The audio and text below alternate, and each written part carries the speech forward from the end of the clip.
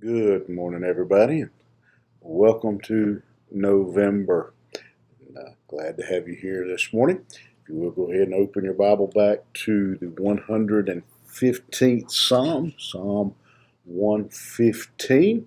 And we'll be picking up there in the second verse today. And we will see how far we get. The natural break, I think, is down at verse 8, but I'm not sure we will actually make it that far. And so we began just to back up and refresh our memory since we did again start a new psalm on Saturday. This psalm is written, again, we're not completely sure when or by who, but it is written for the purpose of, I think, encouraging God's followers when they are being ridiculed, when they are being uh, put down by unbelievers. And so it's, again, probably was a psalm that if it wasn't written for, was certainly sung by the Jews that returned from Babylon and began rebuilding the city and dealt with their adversaries there. And so the application then of this psalm is for you and I today as we still face ridicule. We still face trials, tribulations. We are still put down many times because of our faith. We have quite often it's family who questions why we're serving God, why we go to church when bad things are happening all around us. And so this psalm is an encouragement for all of us, even today.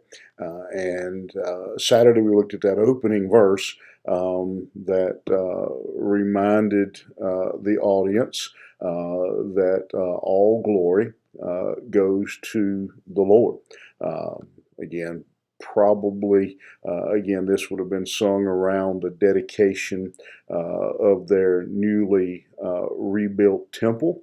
And so they're giving the praise to God for what He has done, not taking any of the credit for themselves. Now, beginning in verse 2, they continue kind of on that theme and are going to, first of all, they're going to directly confront those who are ridiculing those who are coming against them.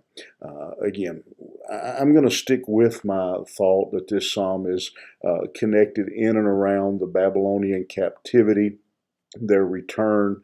Again, whether it was written specifically for that time, we don't know, but again, believe without a doubt it would have been used by the people in that time.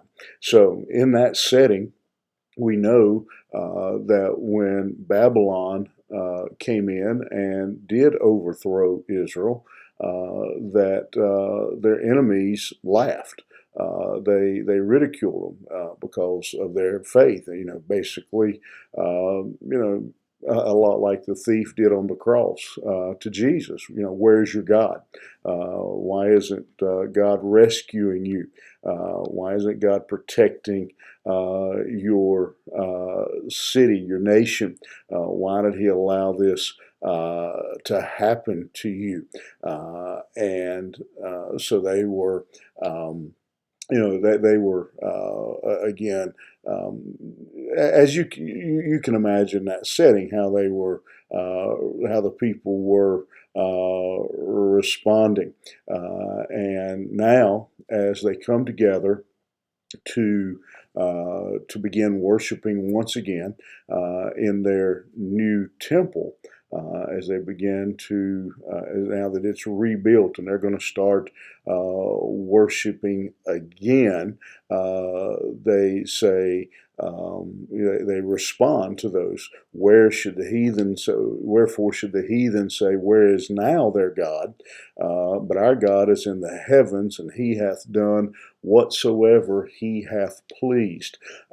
Again, all those enemies that were ridiculing and coming against the Israelites would have had man-made gods, that man-made idols that they could look at, and so their question is, where's your God? We don't see your God. All we see is you getting took into captivity. We see your city overrun.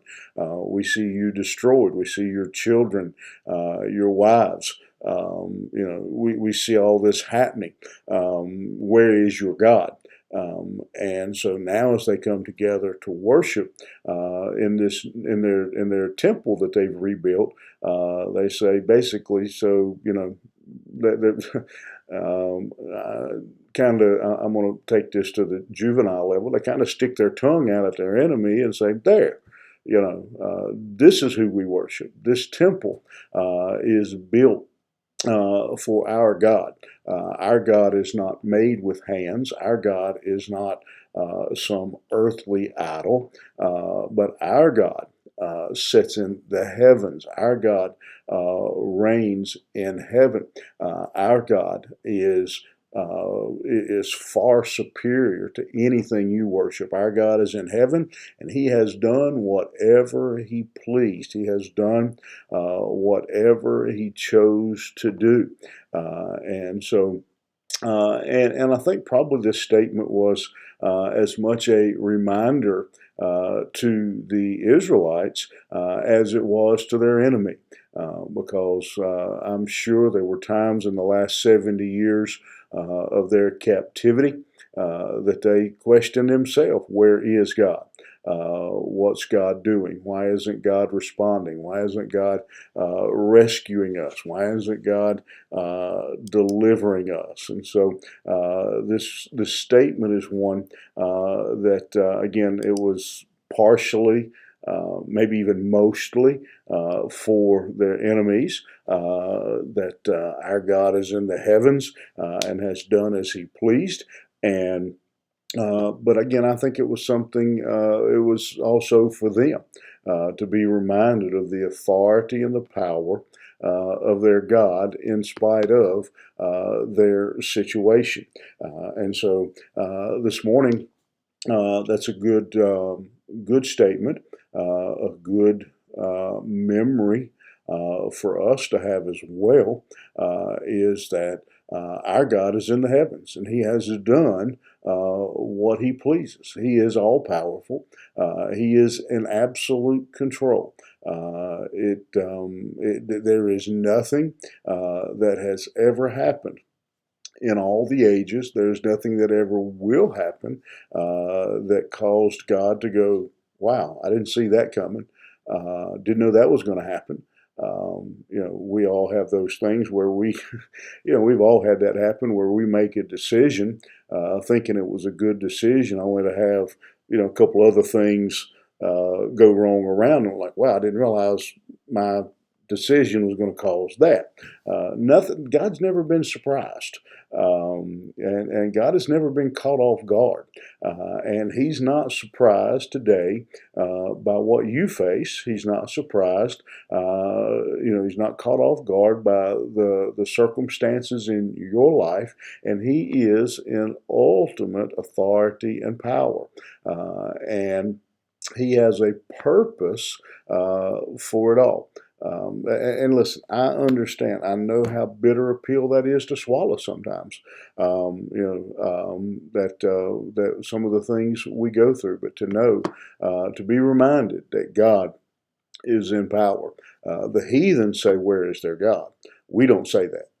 We don't question. We know that God is on the throne, that God is in control, and He rules and reigns in every situation of our life. And I hope you'll be able to remember that going forward. I hope you'll count on that, depend on that, that our God is in the heavens and He has done whatever He pleases. He is the absolute final authority in all matters. And we can trust Him and put our confidence in Him. We have to we trust Him in all these matters. And so I hope you'll be able to do that today. Our God is in the heavens and does whatever He pleases. Have a great day, and we'll see you back here tomorrow morning.